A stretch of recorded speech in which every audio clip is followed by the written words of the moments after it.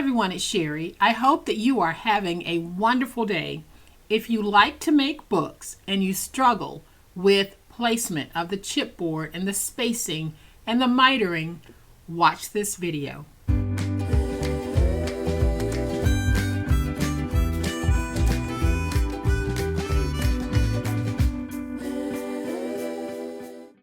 Welcome to my channel. I am so glad that you decided to stop by, and welcome to all of my new friends and to all of my new subscribers. Welcome back to all of my longtime friends and longtime subscribers. Thank you all so much for the wonderful ways in which you support me and my channel. Y'all know that we love to make books in all sizes and all thicknesses, and when we make them, we typically use chipboard. Well, sometimes getting the chipboard placement right, getting the chipboard spacing right, mitering those corners might present a little challenge. But I was on Amazon the other day, and you know how when you're on Amazon, they'll make recommendations to you based on things that you've bought in the past? Well, they recommended a tool to me that I had never, ever seen before, and it looked interesting. And after watching the company's video on Amazon, I thought this will really help my friends. So I ordered one. I said, let me try it to make sure that it's going to work the way that they say it works. And y'all, it does. So if you struggle with placement, if you struggle with mitering, if you struggle with spacing, I think that this tool might be a game changer for you. What am I talking about? I'm going to flip to my overhead camera because I want you to be able to see how I was able to make these perfectly spaced book jackets. So now all I have to do is add an inside and I'm good to go. So these can be a folio. I can even add pages to make a book. So here are the two jackets that I made, and you can see that I made them in different sizes and different spine thicknesses. This was very easy to do, and I'm going to show you what I used. So some of you might have seen this little tool. It's called a 5-in-1 book cover maker, and that's because there are 5 ways that you can use this. Today I'm going to show you how we can use it for placement, spacing, and mitering. And in another video, I'll share with you how you can use it to round the corners of your book and how you can use it to place elastic. But we're only going to focus on placement, mitering, and spacing today. So this is really well constructed. It's made of stainless steel, and it has a little ruler here. You have the rounded edges. And I'll explain to you what this is for and what this is for and how you use this. Y'all, it really is going to make it easier for some of you who might struggle with spacing, placement, and mitering when you're making a book jacket. I do believe that for a lot of you, a tool like this would be a game changer. Once I've shared the use of this with you enough, I'm going to go back to making my books the way that I do, and that is without this tool, because I'm a lot faster without this tool. But if you're new to paper crafting, or you're new to book jacket making, or you find that your book jackets just don't come out the way that you want them to, this will be a big help for you until you get that feel for proper spacing, mitering, and placement. So I am not going to talk anymore. I'm going to show you this little thing in action. All right, so what I have here are 2 pieces of 4.5 by 8 and a piece of 1/2 inch by 8 chipboard. And ordinarily, when I make a video, I'll just place these down like this by eyeballing. I'll do it just like this. But a lot of you leave comments that you find the spacing a little bit difficult and challenging, as well as the rest. Well, let's do something about that. So we're going to take this little tool, whether you're left-handed or right-handed, it works for you. So we're going to take this, and I'm just going to make sure that I have it placed in the corner, nice and even on the sides, and hitting the top of the paper. And so now I can take this piece, and we're just going to place it in so that it hits that corner.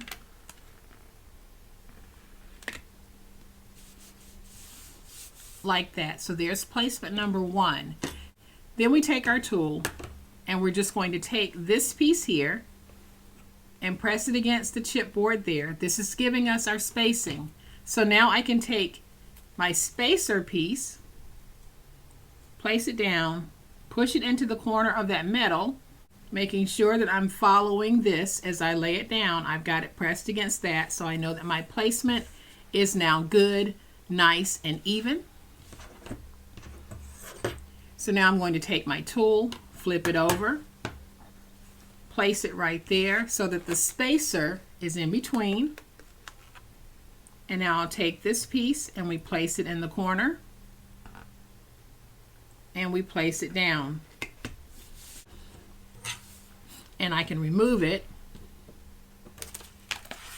And y'all, look at how even that placement is. It's near perfect. Probably not perfect, but it's very near perfect. So now I'm just going to take this piece, place it in the corner, and we can trim our excess.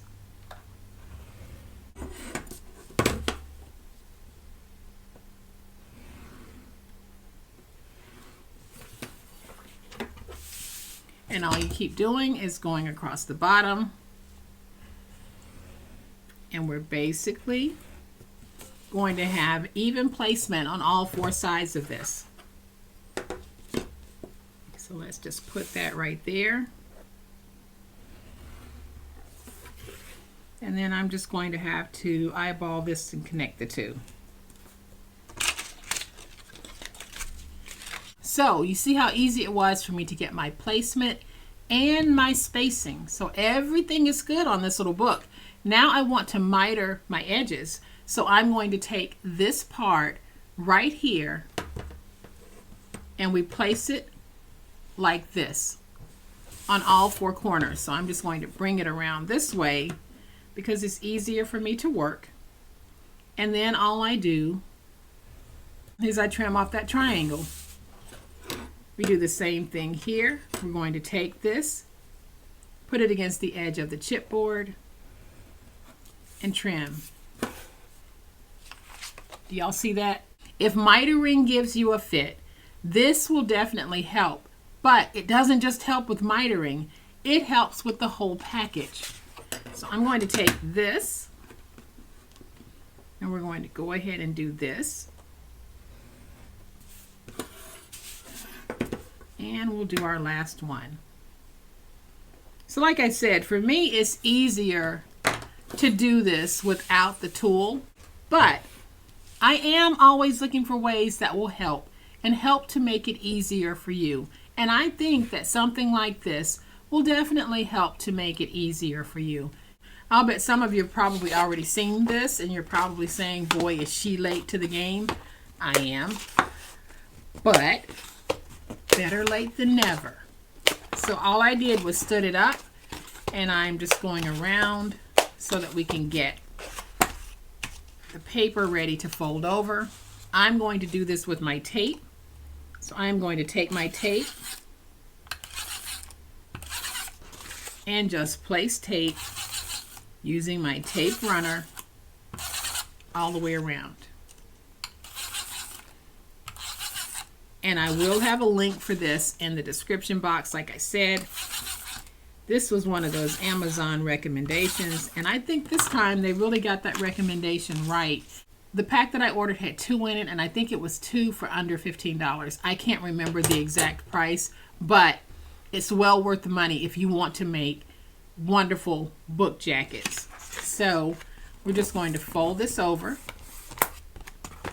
fold this over. Let's bring in big old spatula. Then here in these corners, I am just going to take big old spatula and press these little corners down, because you'll know what I'm talking about when you see it. You're going to have little pieces that might stick up. Just press them down.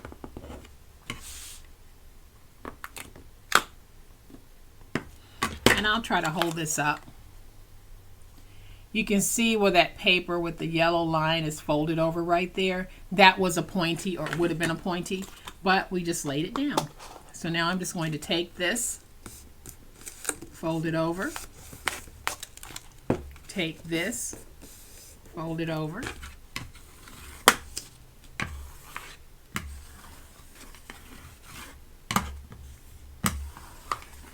And now we have the jacket covered. I am going to bring in a piece to cover the inside liner because I want to show you one more feature of this. All right, so I have a piece that measures 9 5/8 by 7 3/4. This is going to be the liner piece. And I'm just going to add some tape to the liner, and I'll also add some tape to the jacket. All right, so I added some tape to this, and I added tape on all 4 sides of this. Now I'm just going to take it and place it down the way that I ordinarily would.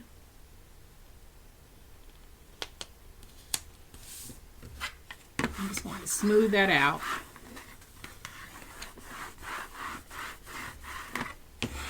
And this is the part at which I would use my big old spatula to go in and define my spines. But you can actually take this piece, find your spine, and use it to go in and work that spine. Just be careful that you don't press too hard because you don't want to tear your paper.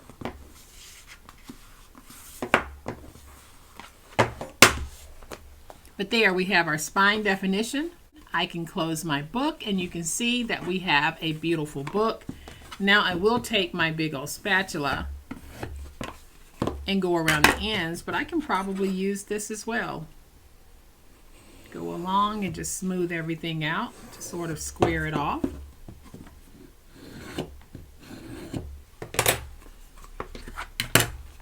And there, y'all, we have another book jacket. And so when I'm ready to fill these, I now have 3 jackets that I can pull from. You can make your jackets in advance and just store them flat until you need to pull out a jacket for a project. So what do y'all think of this little 5-in-1 tool? Like I said, it does have a feature for hole placement, and then it has the rounding feature where you can actually round your chipboard, and this little section here helps you to fold that paper over the chipboard in a rounded way. I'm not showing that today, but I am showing the most important part of what we do when we're making books is placement, spacing, and mitering. So that is what this tool allowed for us to do today. Took the guesswork out of it. So if you're not comfortable with doing this and eyeballing and guessing where your placement should be, fabulous, fabulous tool. So if you're interested, the link is in my description box. Go out and please do your research and your own due diligence. I'm saying that it works for me. I like it. I wanted to share it. But make sure that it's something that would work for you before you actually make the purchase. So I hope that you guys have enjoyed a look at this 5-in-1 tool that will help you in making your books better if you feel as though you're not making them as well as you can.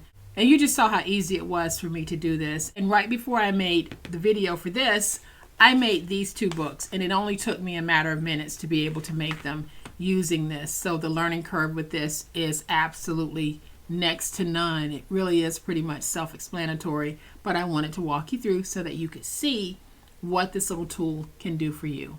I hope that you've liked this video, and if you have, please hit the like button. If you're not a subscriber to my channel, I'd love to have you join this amazing online crafting family where we not only craft, but we learn. As always, my friends, y'all please be safe, be kind, be the reason someone smiles today. Happy crafting, and we'll chat later. Bye.